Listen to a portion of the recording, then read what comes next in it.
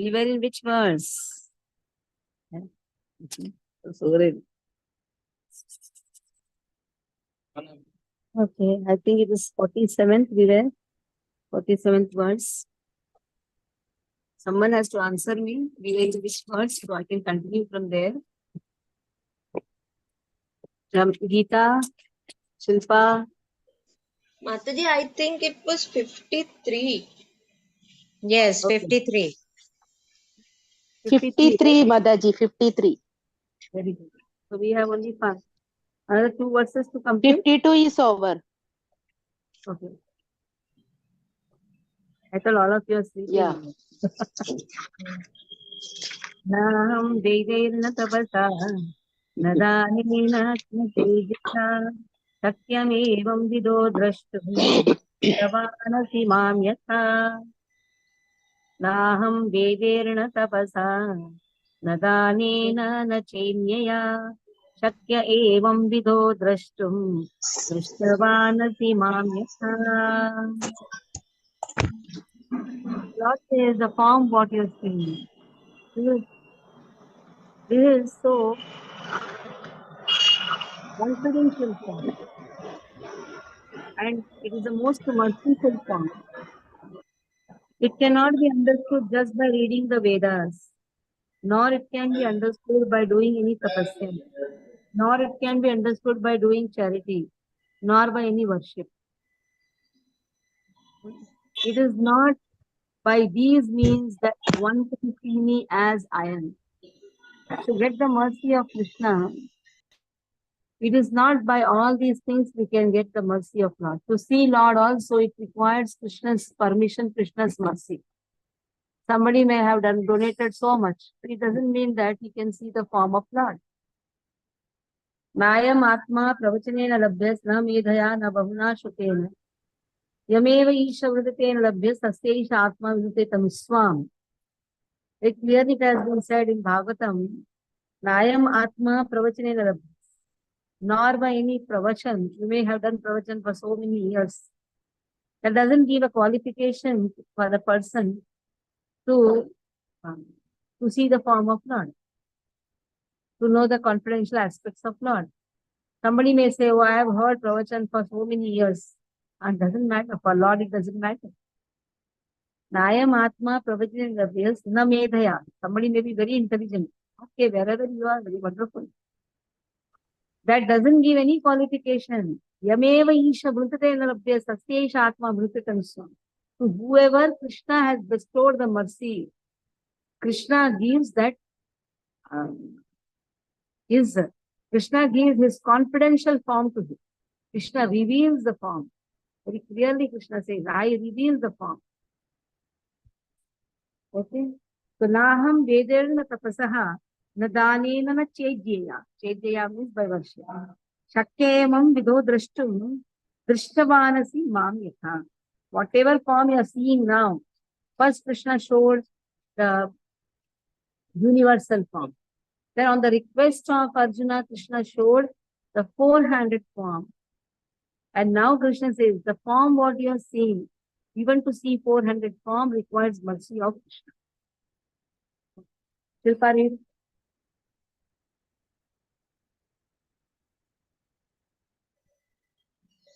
Hare Krishna. I am taking the last 3 verses only. I have to go to doctor.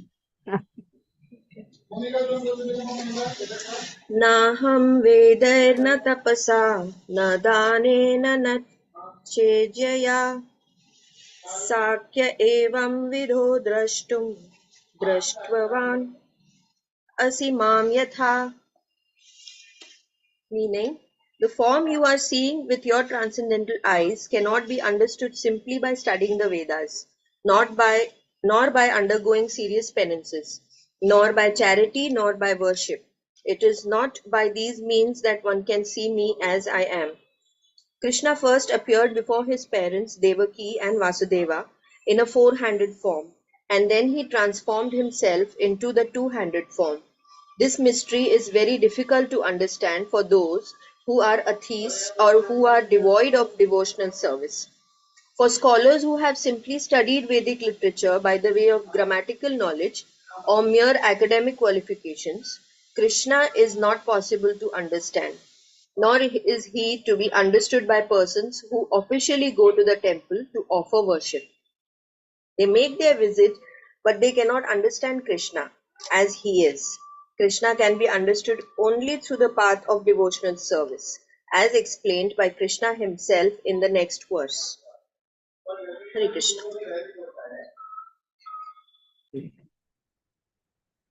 भक्त्या त्वनन्यया शक्या अहमेवं विधोऽर्जुन ज्ञातुं द्रष्टुं च तत्त्वेन प्रवेष्टुं च परन्तप भक्त्या त्वनन्यया शक्या अहम् एवं विधोऽर्जुन ज्ञातुं द्रष्टुं च तत्त्वेन प्रवेष्टुं च परन्तप कृष्ण says भक्त्या त्व अन्ययः शक्यः.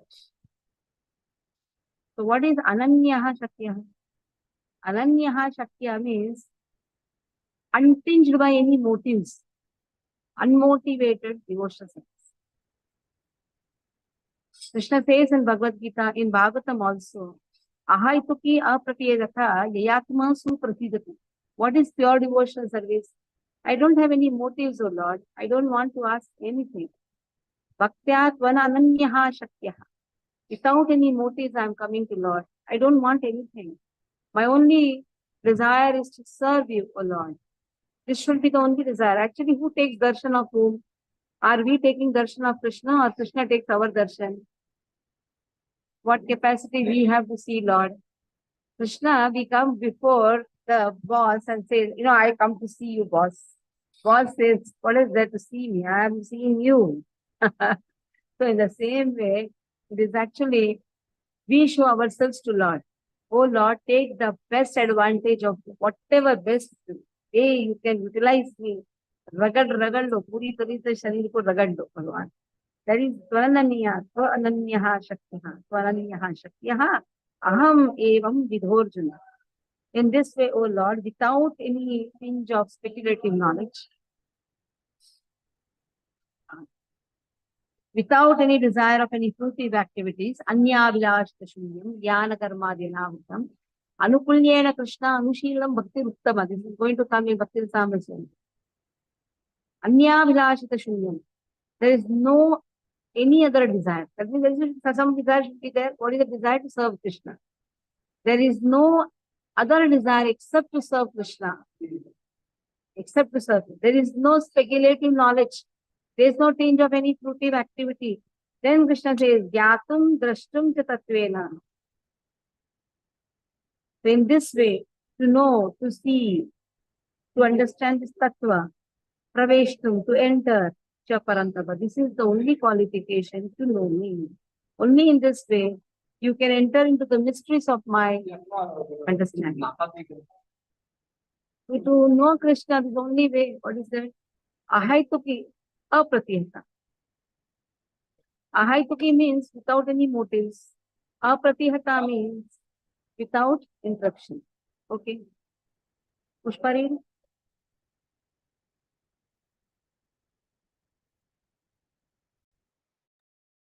Hare Krishna. Bhaktya tvananyaya shakya ahamevam vidhorjuna ज्ञातुं द्रष्टुं च तत्त्वेन praveshtum cha parantapah.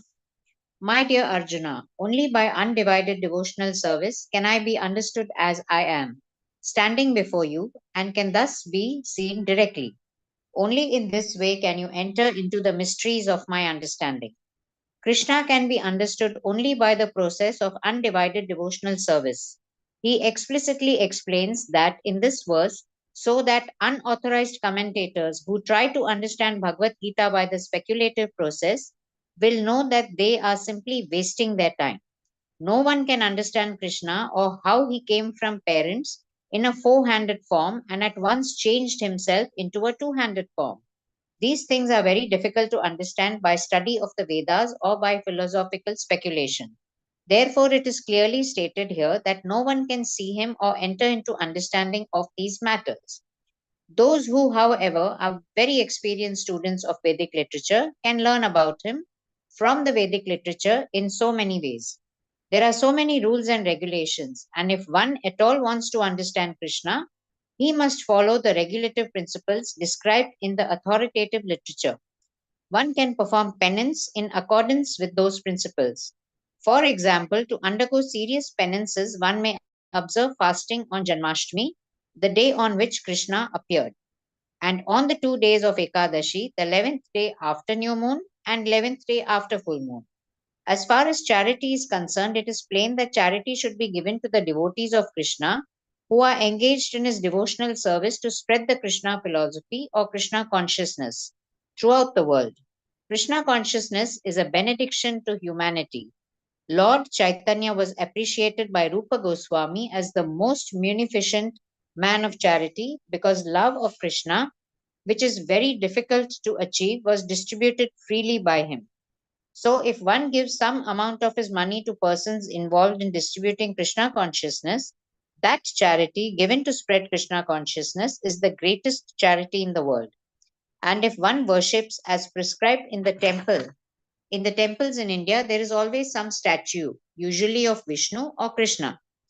That is a chance to progress by offering worship and respect to the Supreme Personality of Godhead. For the beginners in devotional service to the Lord, temple worship is essential, and this is confirmed in the Vedic literature, Svetasvatara Upanishad 6.23. Yasya deve para bhaktir yatha deve tatha gurau tasyaite kathita ya arthaha prakashante mahatmanah. One who has unflinching devotion. तस्यैते कथिता यत्तं प्रकाशन्ते महात्मा. यस्य देवे पराभक्ति यथा देवे तथा गुरु. Love your guru as much as you love Lord. यस्य देवे पराभक्ति यथा देवे तथा गुरु. Then Lord says, Tasyete Katita Yartam, I will reveal the knowledge. Who is Guru? He is representing the Lord. Like you have some representative coming from Modi's office. Will you treat him outside? You will call him. You will treat him more than Modi because he will go and tell to Modi. Oh, isn't it? Prime Minister, Modi ji. So you will tell, oh, it is so wonderful. The same way, representative of Guru should be treated, representative of Lord should be treated as good as Lord. Okay. One who has unflinching devotion for the Supreme Lord and is directed by the spiritual master, in whom he has similar unflinching faith, can see the Supreme Personality of Godhead by revelation. One cannot understand Krishna by mental speculation. For one who does not take personal training under the guidance of a bona fide spiritual master, it is impossible to even begin to understand Krishna. The word tu is specifically used here to indicate that no other process can be used, can be recommended, or can be successful in understanding Krishna. The personal forms of Krishna, the two-handed form and the four-handed, are described as sudurdarsham, very difficult to see. They are completely different from the temporary universal form shown to Arjuna. The four-handed form of Narayana and the two-handed form of Krishna are external and transcendental, whereas the universal form exhibited to Arjuna is temporary. The words Tvad Anyena Na Drishta Purvam, text 47, state that before Arjuna, no one had seen that universal form. Also, they suggest that amongst the devotees, there was no necessity of showing it. That form was exhibited by Krishna at the request of Arjuna so that in the future, when one represents himself as an incarnation of God, people can ask to see his universal form. The word na, used repeatedly in the previous verse, indicates that one should not be very much proud of such credentials as in academic education in Vedic literature. One must take to the devotional service of Krishna. Only then can one attempt to write commentaries on Bhagavad Gita. Krishna changes from the universal form to the four-handed form of Narayana and then to his own natural form of two hands. This indicates that the four-handed forms and other forms mentioned in Vedic literature are all emanations of the original two-handed Krishna. He is the origin of all emanations. Krishna is distinct even from these forms. What to speak of the impersonal conception? As far as the four-handed forms of Krishna are concerned, it is stated clearly, even the most identical four-handed form of Krishna, which is known as Mahavishnu, who is lying on the cosmic ocean and from whose breathing so many innumerable universes are passing out and entering, is also an expansion of the Supreme Lord, as stated in the Brahma Samhita 5.48. यस्यैकनिःश्वसितकालम् अथावलम्ब्य जीवन्ति लोमविलाजा जगत् अन्दनाथः विष्णुर्महान् स इहायस्य कलाविशेषो गोविन्दमादिपुरुषं तम् अहं भजामि. The Mahavishnu, into whom all the innumerable universes enter and from whom they come forth, again simply by his breathing process, is a plenary expansion of Krishna. Therefore, I worship Govinda, Krishna, the cause of all causes. Therefore, one should conclusively worship the personal form of Krishna as the Supreme Personality of Godhead, who has eternal bliss and knowledge. He is the source of all forms of Vishnu. He is the source of all forms of incarnation, and he is the original Supreme Personality as confirmed in Bhagavad Gita. In the Vedic literature, Gopala Tapani Upanishad 1.1, the following statement appears. Satchit Ananda Rupaya Krishnaya Lishtakarine Namo Vedanta Vedyaya Gurave Buddhi Sakshine. I offer my respectful obeisances unto Krishna, who has a transcendental form of bliss, eternity, and knowledge. I offer my respect to him because understanding him means understanding the Vedas, and he is therefore the supreme spiritual master. Then it is said, Krishno Vai Paramam Daivatam. Krishna is the supreme personality of Godhead. Gopala Tapani Upanishad 1.3. Eko Vasi Sarvagaha Krishna Idyaha. That one Krishna is the supreme personality of Godhead and he is worshipable. Eko Pisan Bahuda Yo Va Bhati. Krishna is one, but is manifested in unlimited forms and expanded incarnations. Gopala Tapani Upanishad 1.21. The Brahma Samhita 5.1 says, Ishvara Paramaha Krishna Satchitananda Vigraha Anadiradir Govinda Sarvakarana Karanam. The Supreme Personality of Godhead is Krishna, who has a body of eternity, knowledge, and bliss. He has no beginning, for he is the beginning of everything. He is the cause of all causes. Elsewhere it is said, Yatra Vatirnam Krishnakhyam Param Brahma Narakriti. The Supreme Absolute Truth is a person. His name is Krishna and he sometimes descends on this earth. Similarly, in the Srimad Bhagavatam, we find a description of all kinds of incarnations of the Supreme Personality of Godhead. And in this list, the name of Krishna also appears.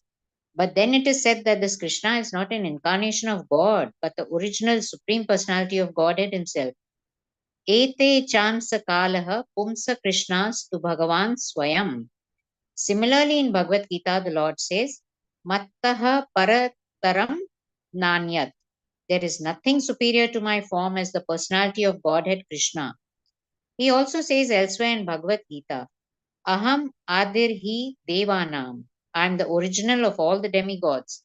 And after understanding Bhagavad Gita from Krishna, Arjuna also confirms this in the following words. Param Brahma Param Dhama Pavitram Param Bhavan. I fully understand the supreme personality of Godhead, the absolute truth, and that you are the refuge of everything.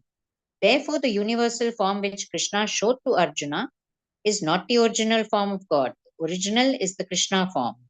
The universal form, with its thousands and thousands of heads and hands, is manifest just to draw the attention of those who have no love for God. It is not God's original form. The universal form is not attractive for pure devotees who are in love with the Lord in different transcendental relationships. The Supreme Godhead exchanges transcendental love in his original form of Krishna. Therefore, to Arjuna, who was so intimately related with Krishna in friendship, this form of the universal manifestation was not pleasing Rather, it was fearful. Arjuna, who was a constant companion of Krishna's, must have had transcendental eyes. He was not an ordinary man. Therefore, he was not captivated by the universal form. This form may seem wonderful to persons who are involved in elevating themselves by fruitive activities, but to persons who are engaged in devotional service, the two-handed form of Krishna is the most dear. Hare Krishna.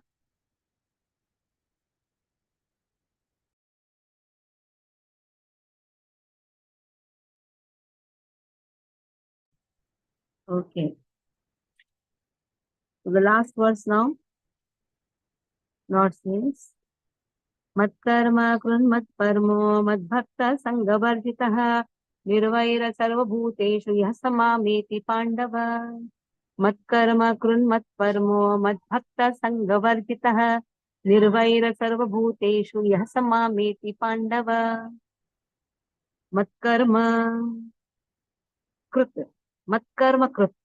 Oh, you are engaging in my work. Matparamaha. You have surrendered to me. Madbhaktaha. You have engaged. You are my devotee. You have engaged in devotional service. Sanghavarjitaha. You have completely freed yourself. Varjita means you have completely freed yourself from all the fruitive activities and speculative knowledge. Nirvairaha. You don't have any enemies. Sarva bhuteshu. You are loving to everyone. You have no enemies. Yaha samameti pandava. In this way, these are the qualifications by which you can come back to me.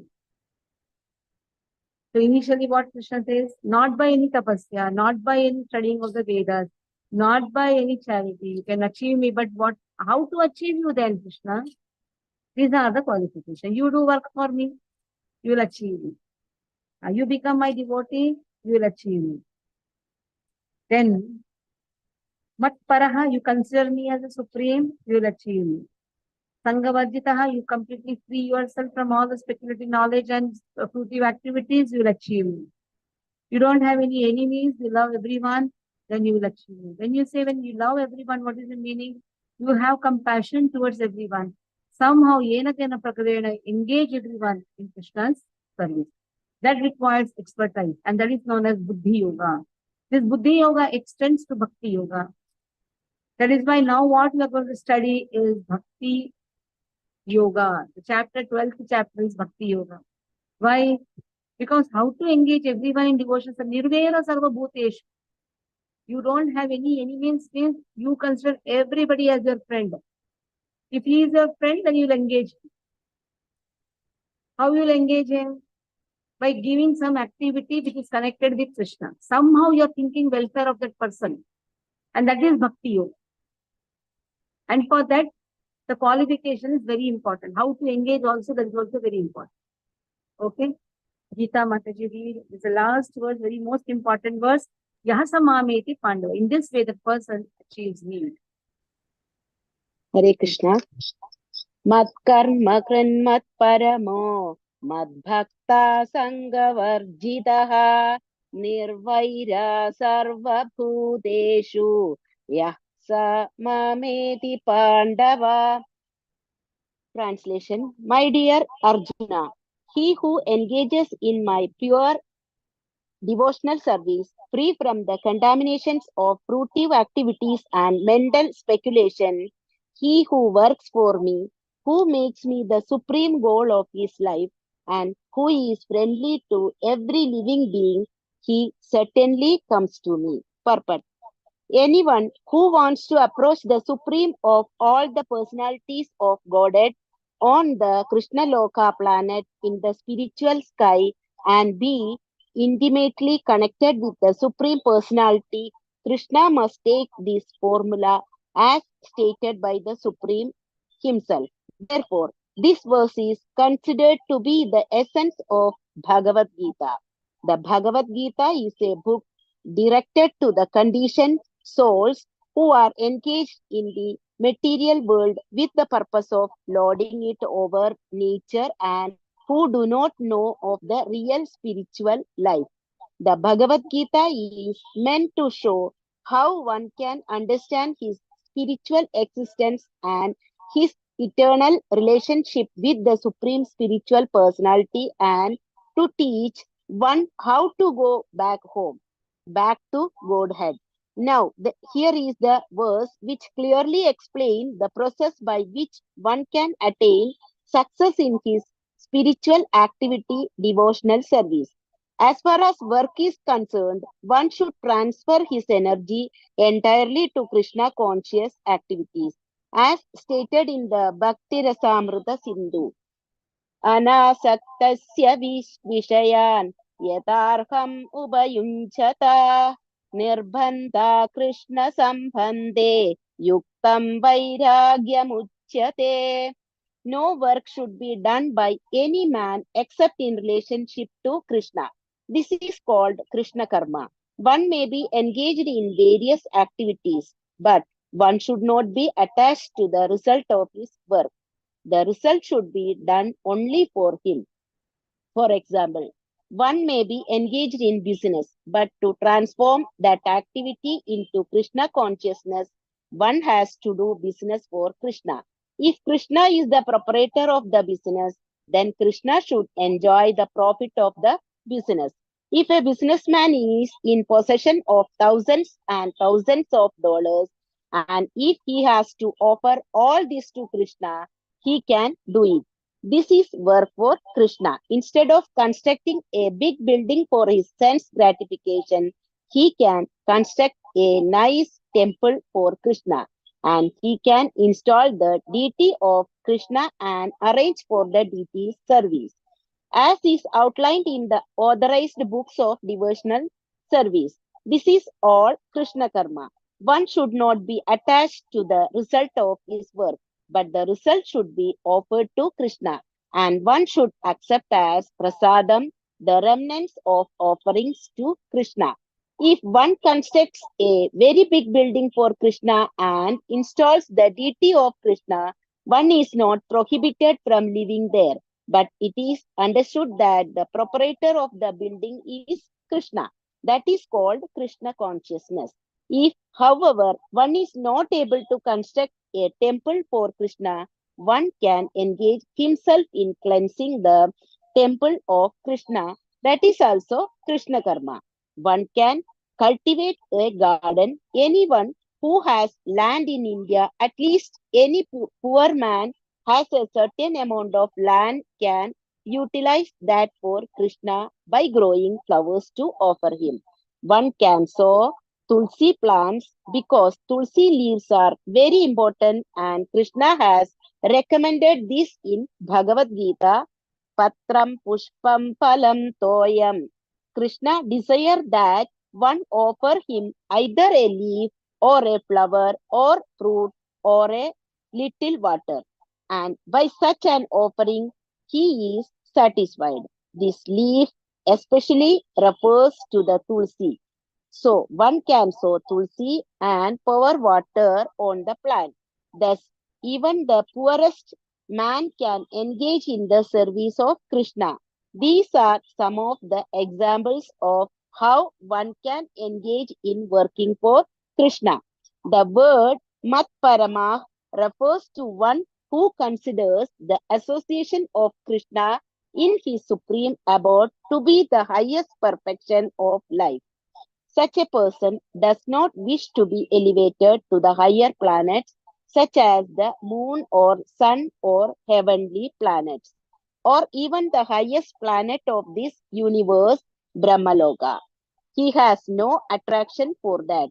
He is only attracted to being transferred to the spiritual sky. And even in the spiritual sky, he is not satisfied with merging into the glowing Brahmajodi effulgence, for he wants to enter the highest spiritual planet, namely Krishnaloka, Goloka, Vrindavana. He has full knowledge of that planet, and therefore he is not interested in any other. As indicated by the word Mad Bhakta, he fully engages in devotional service, specifically in the 9 process of devotional engagement: hearing, chanting, remembering, worshipping, serving the lotus feet of the Lord, offering prayers, carrying out the orders of the Lord, making friends with him, and surrendering everything to him. One can engage in all 9 devotional process or 8 or 7 or at least in one, and that will surely make one perfect. The term Sangha Varijata is very significant. One should disassociate himself from persons who are against Krishna. Not only are the atheistic persons against Krishna, but so also are those who are attracted to fruitive activities and mental speculation. Therefore, the pure form of devotional service is described in Bhakti Rasamrita Sindhu 1.1.11 as follows. अन्याभिलाषिता शून्यं ज्ञानकर्मादि अनावृतम् अनुकूल्येन कृष्णानु शैलानं भक्तिरुत्तमा.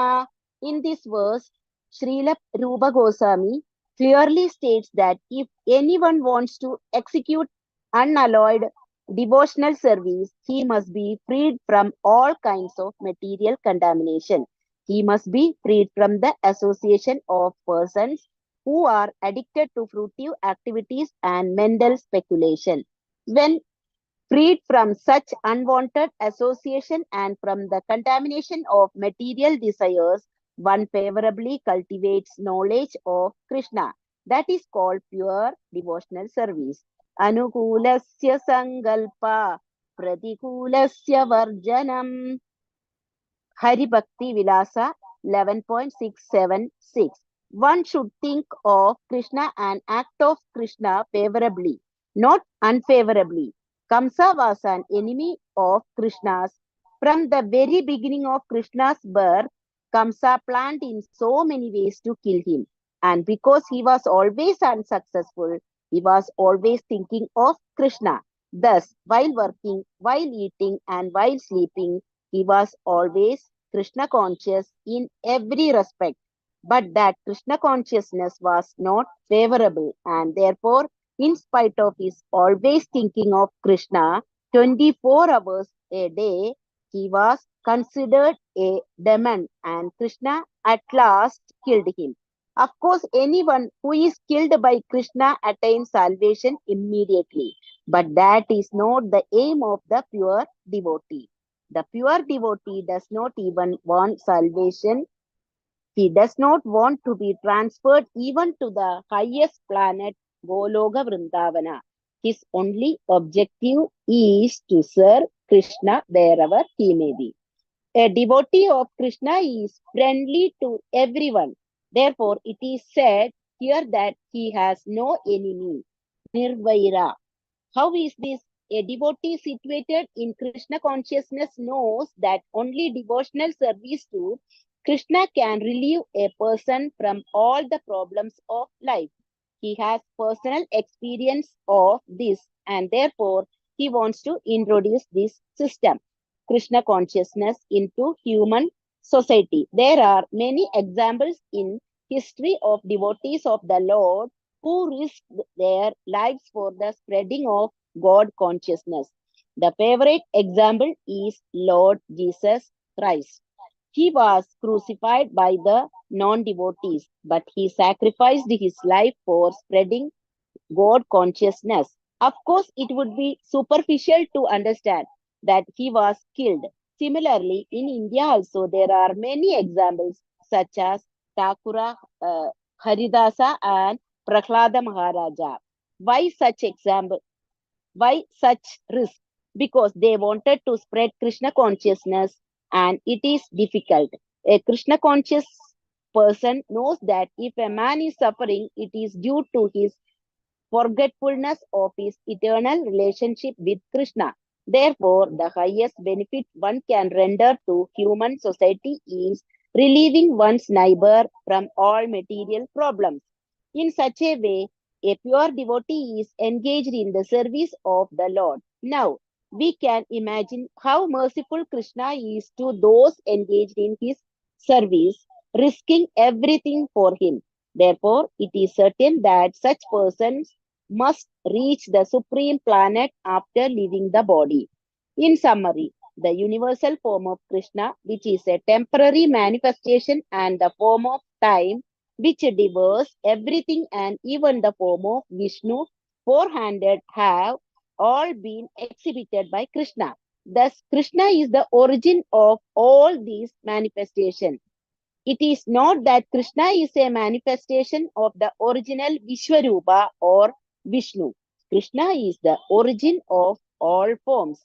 There are hundreds and thousands of Vishnus, but for a devotee, no form of Krishna is important but the original form, two-handed Shama Sundara.